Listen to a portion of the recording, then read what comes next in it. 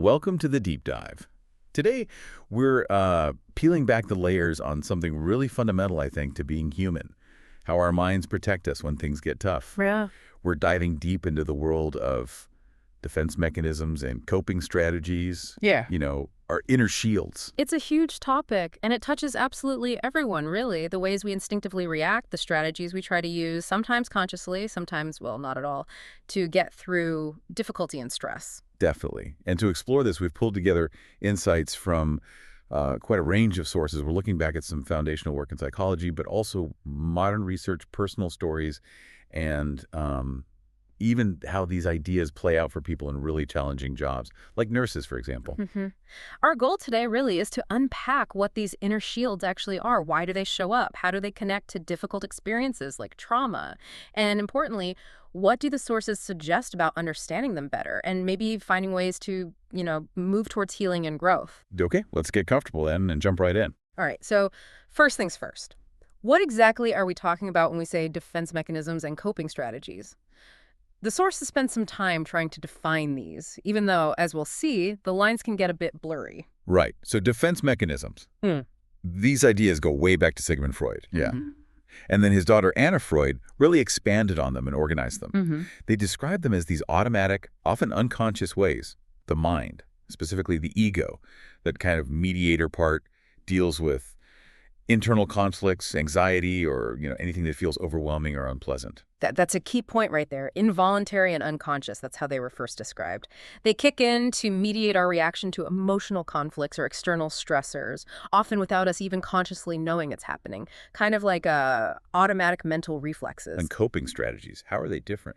Well, the sources tend to describe coping more in terms of strategies, things that can be more conscious. You see these categories like problem-focused coping, trying to change the situation, or emotion-focused coping, managing your reactal to the situation. Okay, so maybe more active. Sometimes, yeah. There's also talk of approach coping, where you face the issue head-on, versus avoidance, where you try to escape it. Or appraisal-focused coping, which is about rethinking the meaning of the situation. These often feel a bit more deliberate. But you said the lines get blurry. They really do. Some researchers talk about adaptive coping styles or even involuntary coping mechanisms, which, sounds an awful lot like defense mechanisms. Yeah, it does. And one study we looked at actually suggested that defense mechanisms could explain a pretty big chunk. I think it was up to 68% of the variation in something called sense of coherence, which is basically how capable someone feels of coping. Wow. Okay, so the automatic defenses might kind of set the stage for our overall coping style. It looks that way, like they lay the groundwork and then maybe we layer more conscious strategies on top. It's not always a neat separation. And it's not just one big random list either, right? Right. There's this idea of a hierarchy. Yes, exactly. Based on empirical studies, they're often grouped, usually from immature defenses, the ones considered less adaptive, maybe causing more problems down the line, all the way up to mature defenses, which are seen as healthier ways to handle things. And they can be good or bad, depending. Well, yeah, adaptive or pathological is the terminology often used. It depends on the context, how rigidly someone uses them, how severe the situation is. The same mechanism could help you grow in one situation, but really hold you back in another, mainly by just blocking anxiety at a high cost. Okay, that makes sense. So defenses are maybe more automatic, deep-seated reactions, and coping is the broader set of strategies, sometimes conscious, sometimes not. That's a pretty good way to think about it, yeah. All right, so here's where it gets really fascinating. Let's talk about some specific examples. You might start recognizing some of these inner shields in action, maybe in yourself or others. The sources list quite a few. Yeah, let's dive in. Maybe we can start with the ones often seen as more mature or adaptive. Sounds good. Okay, top of the list often is humor. And this isn't just, cracking jokes randomly. It's about focusing on the funny, the ironic, the absurd aspects of a genuinely painful situation. Right. And the research really highlights this, especially for survivors of childhood trauma. It's described as this incredibly powerful coping tool. A sign of resilience, really, a way to kind of reclaim some control, find some light when things felt completely powerless and dark, like a cancer patient joking about losing their hair, as facing something terrifying, but on their own terms in a way. Absolutely. Then there's altruism. This is about handling your own pain or difficult feelings by genuinely helping others. It's kind of surrendering your own immediate impulses and finding satisfaction through someone else's well-being or experience. The sources gave that old example of the governess, but maybe a modern version is someone who struggled with, say, addiction and now dedicates themselves to recovery work. Exactly. They're processing their own stuff by channeling that energy outwards. And it can even redirect deeper anxieties. The sources mentioned how someone might project their own fear of vulnerability onto someone else and then feel intense anxiety for that person who's become a sort of stand-in. Interesting. And sublimation, that's similar, right? Yeah, it's redirecting unacceptable impulses like aggression or intense desires into socially acceptable, even productive outlets. Think channeling aggression into competitive sports or intense creative energy into art. Okay. Now, what about those intermediate ones, the neurotic defenses? These sound like they can cause more issues.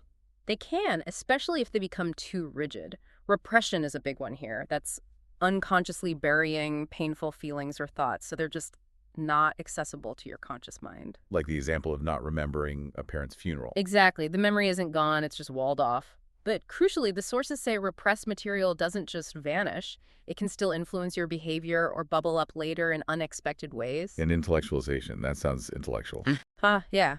It's trying to manage difficult emotions by focusing really intensely on the logical, analytical, abstract aspects of the situation rather than, actually feeling the emotion. Okay. There's some debate here. Some sources link it to blocking emotions, maybe stemming from trauma. Others see it as just a general thinking style or even a potentially useful tactic sometimes, if you can be flexible with it. It's not about distorting reality, more about creating distance through thought. Gotcha. And displacement, that's shifting feelings onto something else. Redirecting an impulse or feeling from its real target onto a substitute that feels safer or less threatening. Like yelling at the kids when you're actually mad at your boss. Classic example. Or Yeah. kicking the garbage can when you're frustrated with someone. The feeling gets expressed, just not at the original source. Road rage could be another one. The anger is displaced onto an anonymous driver. Reaction formation. This one sounds tricky. Acting the opposite of how you feel. Exactly. Unconsciously adopting beliefs or behaviors that are the total opposite of your true unacceptable feelings. Being overly nice to someone you secretly dislike, or loudly proclaiming how much you love something you actually hate. Wow. Okay. And undoing. Trying to cancel something out. Yeah, it's like an attempt to magically erase or atone for regrettable thoughts or actions, often through symbolic gestures, like compulsively apologizing for a tiny mistake, or maybe the example of excessive hand washing after having a bad thought, trying to undo one thing with another. All right, so that leads us to the immature defenses. These are the ones more often linked to problems if they're the main way someone copes as an adult, right? Generally, yes. Denial is probably the most well-known, simply refusing to accept reality because it's too painful or threatening. It's rejecting the facts. Pretty much. And it can be normal in kids, like a child insisting something bad didn't happen. Even adults might use a mild form to soothe a child, like saying you're okay when they're clearly upset. But in adults, Yeah, relying on it heavily can be really maladaptive. It stops people from acknowledging serious problems, like a health issue needing treatment or maybe an addiction. One source even called it a kind of spiritual bypassing, using positive thinking to avoid facing difficult truths, maybe about past trauma. okay, projection. That's Yeah. seeing your own stuff in others. Exactly. Attributing your own unacceptable traits, feelings, or desires onto other people. If you're highly self-critical, you might constantly feel like others are judging you. Or if you have unconscious desires to be unfaithful, you might become intensely suspicious of your partner. It's a way to offload uncomfortable inner stuff. Dissociation sounds really serious. Check it out. It is, and it's strongly linked to trauma.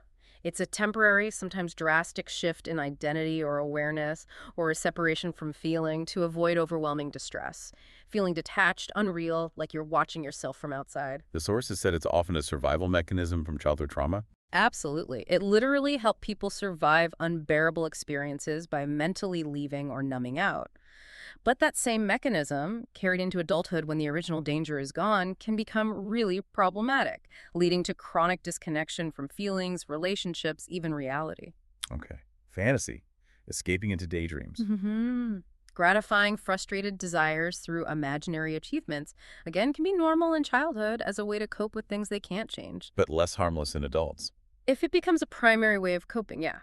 If someone invests huge emotional energy into fantasy worlds instead of engaging with real life, the sources suggest it hinders actual connection and growth. Regression acting younger. Yeah, retreating to an earlier, less mature way of behaving when stressed, like an adult having a full-blown temper tantrum. Acting out. That's expressing difficult feelings through impulsive actions rather than words, often without thinking about consequences, because actually feeling or talking about the underlying emotion feels too hard. Passive aggression being indirectly difficult. hmm Finding subtle, often annoying ways to show opposition instead of being direct. Chronic lateness, procrastination on purpose, the silent treatment. Splitting all good or all bad? Exactly. Seeing yourself or others in black and white terms. Someone's either perfect or they're irredeemably awful. No middle ground, no complexity. And omnipotence. Thinking you can handle anything. Yeah, maintaining this exaggerated sense of power or control even when facing problems that are objectively overwhelming or uncontrollable. Wow, that's quite a list.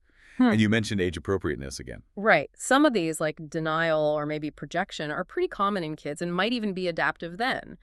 But if they're someone's main go-to defenses in adulthood, it often points to some underlying difficulties, maybe getting stuck developmentally or regressing under stress. Okay, so why does digging into this list of inner shields actually matter to people listening? Well, because they're so fundamentally connected to how we navigate everything. Everyday stress, major adversity, and especially the deep impact of trauma.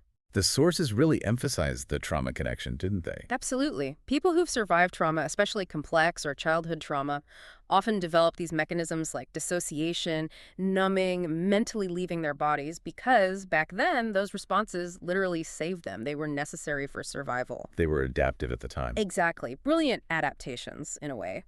But the sources stress that carrying those same patterns into adulthood when the original threat is gone can become destructive. They might keep someone from fully engaging with life, processing grief, facing hard truths, or forming healthy connections.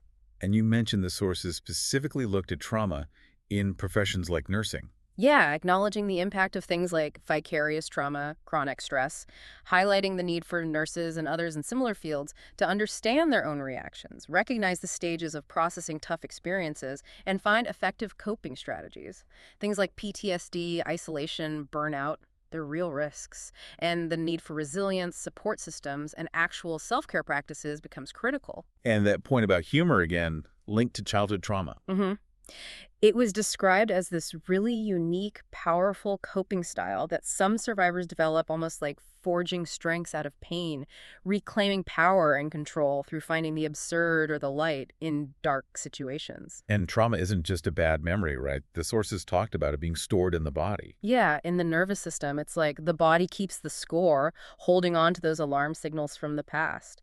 This creates these automatic patterns of reaction, which can lead to what's often called complex PTSD, sort of layers of these stored trauma responses from different times. And it's not only about trauma.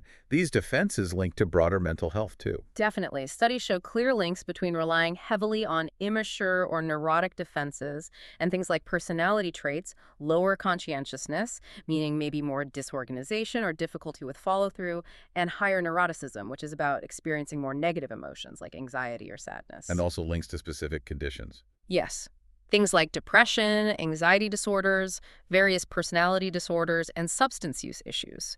Certain coping styles, like always focusing on emotion or consistently avoiding problems, which often overlap with defenses, were strongly correlated with personality disorder, substance use, and even recent PTSD diagnoses in some studies. It even impacts physical health. You mentioned denial with medical diagnoses. Right. Studies found a significant number of patients facing serious diagnoses, like cancer, used denial.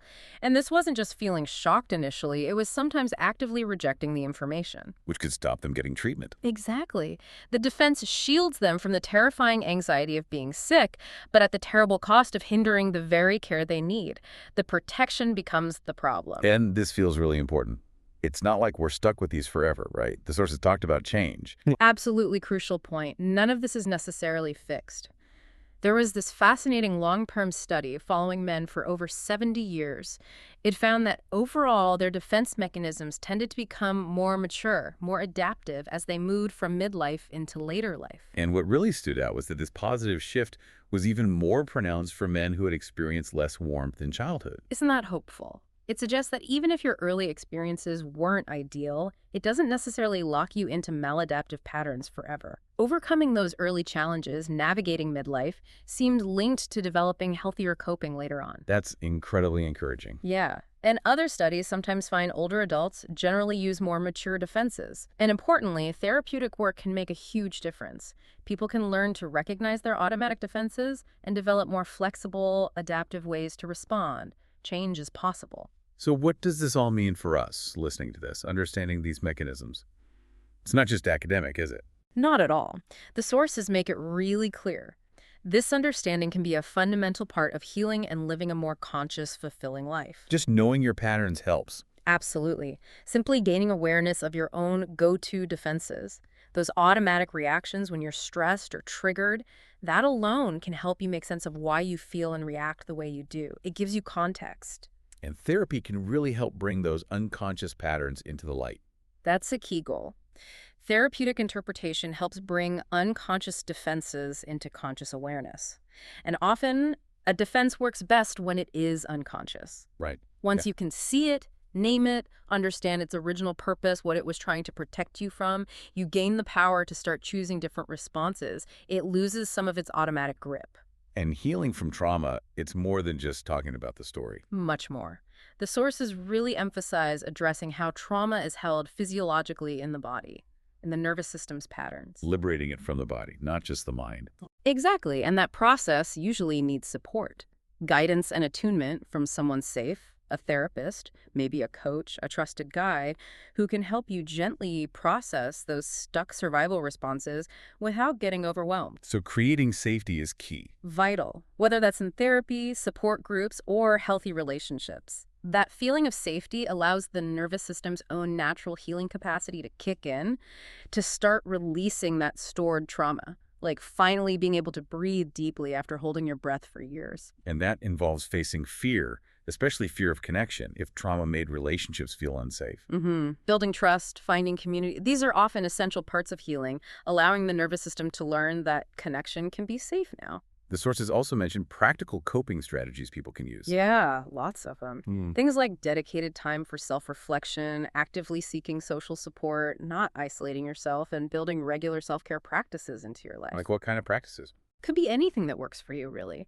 Creating a calming workspace, engaging in hobbies like crafts or music, simple breathing exercises, finding ways to laugh, practicing self-compassion, being kind to yourself when you struggle, cultivating gratitude, and really working on that work-life balance.